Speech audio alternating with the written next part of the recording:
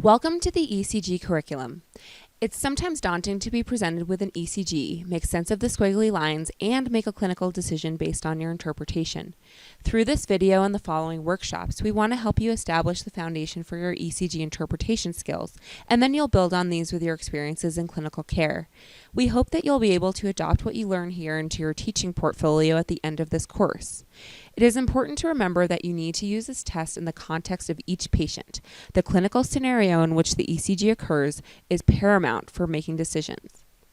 After this session, you should be able to appreciate the relationship of 3D structures of the heart to the surface ECG leads, describe components of the cardiac electrical system, the sequence of its activation, and its representation on a surface ECG, and devise a systematic approach to interpreting an ECG in a patient's clinical context. Let's start with an anatomical sketch of the cardiac conduction system. Feel free to take out a piece of paper and make a rough sketch just like I did. Electrical activity will start in the sinus node. Then it will move through the atria. The right atrium depolarizes and then moves over towards the left atrium. The electrical activity will take a brief pause in the AV node before it enters the His-Purkinje system.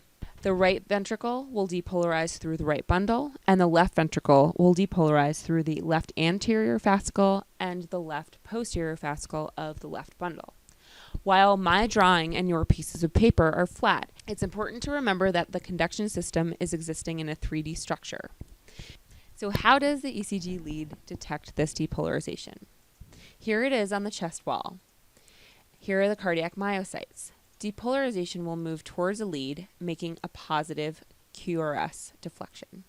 When depolarization moves away from the lead, it will make a negative QRS deflection. When Willem Einthoven designed a system to detect the pathways of tiny cardiac electrical currents from the outside of the body in the 1920s, he used this complicated device called a string galvanometer. This had long silver-coated quartz filaments that were connected to magnets and created tracings on glass. He then made a large triangle over the heart out of 3 leads. Lead 1, which goes from right arm to left arm at 0 degrees, lead 2 going from right arm to left leg at positive 60 degrees, and lead 3 going from left arm to left leg at positive 120 degrees. While this gives a good bird's eye view of the heart, there are 60-degree increments between these leads. In the 1940s, Goldberger made his hexaxial reference system. First, he designated a central terminus in the center of the heart, and using unipolar leads, created a circle around that central terminus. He then took all of the leads going towards the left and augmented them as AVL, negative 30 degrees. All of the leads going towards the right, augmented as AVR at negative 150 degrees. And all of the leads going towards the feet as augmented AVF at positive 90 degrees, creating this hexaxial reference system.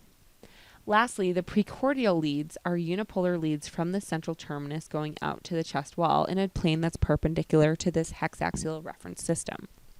Let's look at the position of the leads in coronal and axial views of the chest to appreciate the 3D positions of the conduction system in relationship to the leads. Here, we have lead 1 going across the chest this way, and then inferior leads down here.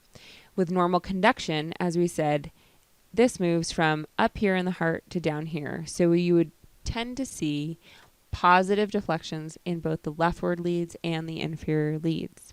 If we look at our precordial leads lying on the chest wall, we tend to see positive conduction throughout the precordium with normal depolarization of the heart. Let's keep these diagrams out as we jump into interpretation so that we can really understand how conduction mechanisms manifest on the surface leads. Let's go into ECG interpretation, which can be broken down into thinking fast and slow. Fast thinking is a rapid process that enables you to make a quick decision based on instinct. Slow thinking is the deliberate process by which you examine all of the data and synthesize them to determine the diagnosis. These two methods of thinking correlate with a Gestalt approach and a systematic approach with looking at ECGs. You should employ both of these. First, look at the Gestalt approach. This asks the question, is this normal or abnormal? Look at your ECG from an arm's length and pick out things that are striking. For example, in this ECG, there are ST segment elevations in the precordial leads with deep T-wave inversions. This is abnormal. It's overall a pattern recognition of these abnormalities. In this next ECG, when I look at it from an arm's length, nothing strikes me as overtly abnormal. This is a normal ECG. Lastly, this one may at first appear normal, but then we see that these voltages of the R waves in V4 through V6 are quite strikingly high, and there are T wave inversions in lead 3. This is an abnormal ECG with the anomalies consistent with left ventricular hypertrophy. When you look at an ECG, see the forest first. Pick out whether this is normal or abnormal. Then you can use your systematic approach to see the trees. The key to interpreting any ECG is having a systematic method that you use every single time so that you can pick up on obvious diagnoses and more subtle findings.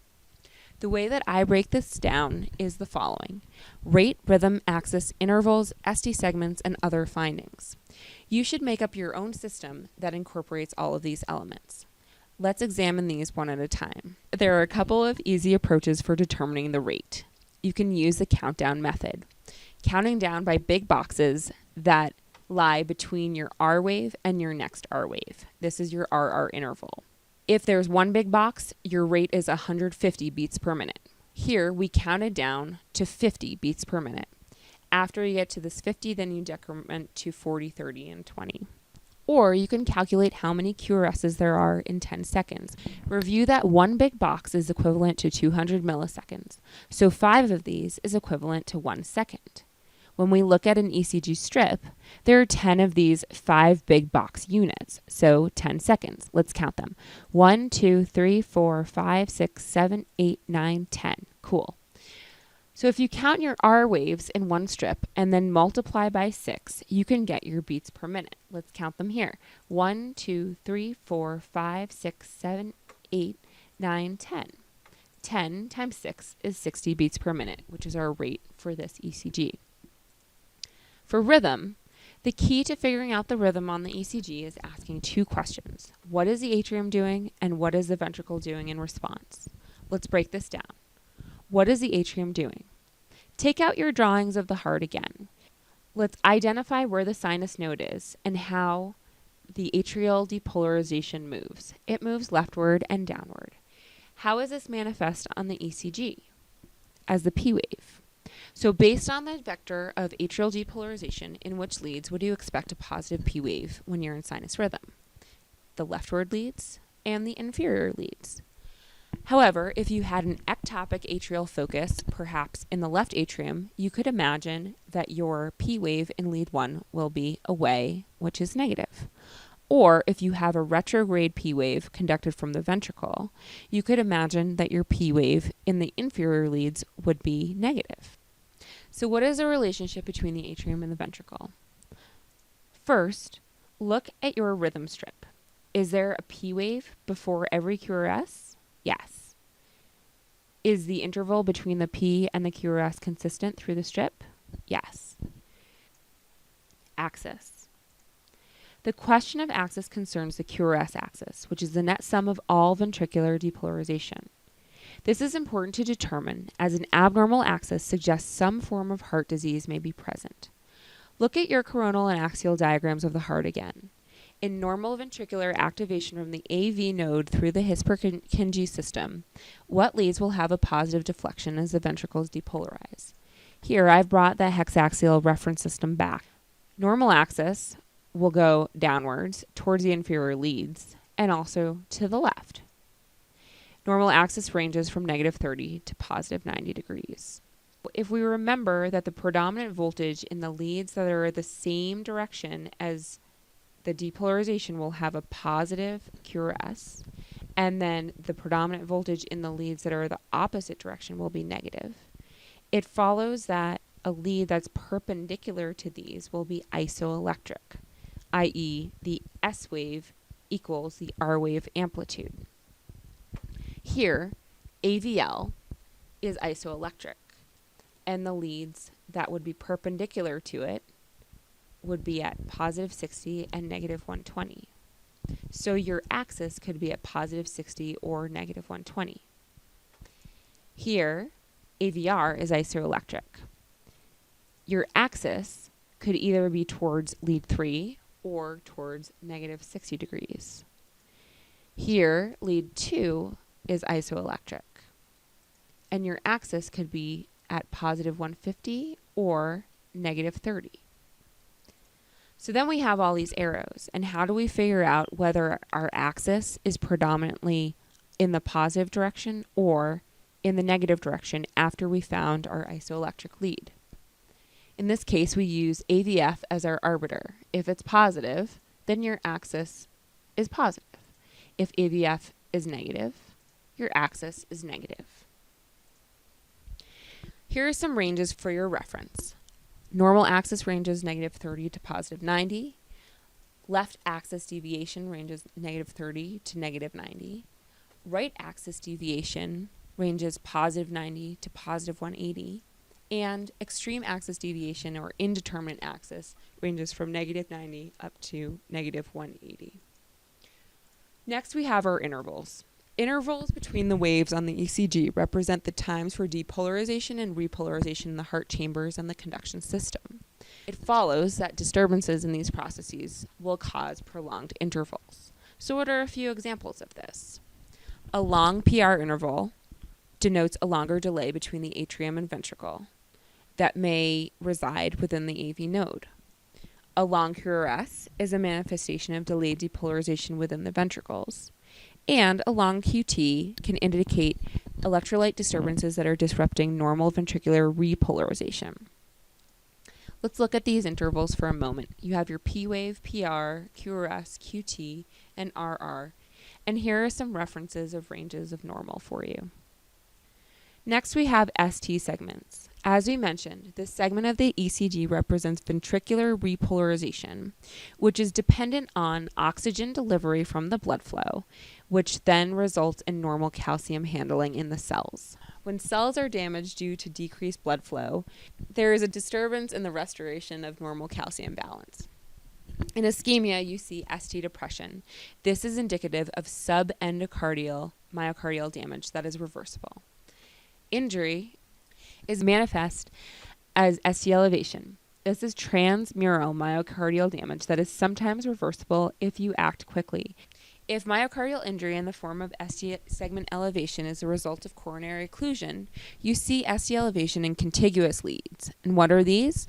Lateral leads are leads 1, AVL, V5, and V6. Inferior leads are leads 2, 3, and AVF, and anterior posterior leads are V1 through V4. AVR is a lead that is reserved for evaluation of the left main coronary artery alone. So here you see how these contiguous leads correlate with their coronary distributions. The lateral leads correlating with the left circumflexed or obtuse marginal branches, the inferior leads correlating with the right coronary artery, and the anterior posterior leads correlating with the left anterior descending artery. Other findings. Careful examination of all parts of the ECG may enable you to pick up on more subtle ECG anomalies, such as this delta wave, which is a slurring of the upslope of your QRS, present in pre-excitation. In this one, you see an Osborne wave, which is a notching of the terminal part of your QRS, and this is often present in hypothermia. Lastly, this wonky-looking QRS with an ST elevation and saddleback appearance is suggestive of the Brugada pattern. Keep your eyes open to anything that seems abnormal, just like these findings. You've finished this video. Thank you so much for your attention. We hope that you have fun in the workshop applying what you've learned here.